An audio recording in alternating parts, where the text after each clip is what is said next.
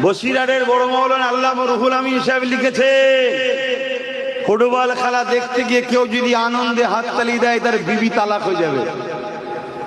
শুনছেন, এখানে মনে হয় 90% লোক ফুটবল খেলা দেখে হাততালি দিয়েছে, তাহলে কি বিবি তালাক?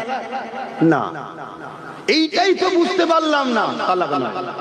কিন্তু আজকে এই ফতোয়াটা জানার পরে কাল যদি হাততালি মেরে গেছে, কথা বুঝে আসছে না? শুনছেন তো নাকি?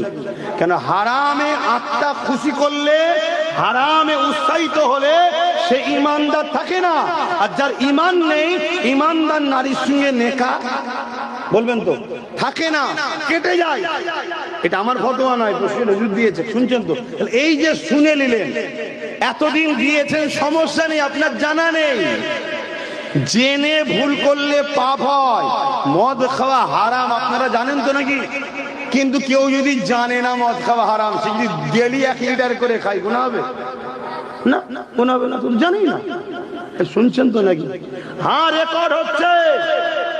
বলে যাচ্ছি, আমার আল্লাহ কারোর উপরে জুলুম করবে না। আমার আল্লাহ বলেছে, আমি যখন তোর কাছে হক কথা জানিয়ে দিয়েছি, জানার পরে তুই যদি অন্যায় করিস তখন ধরবো।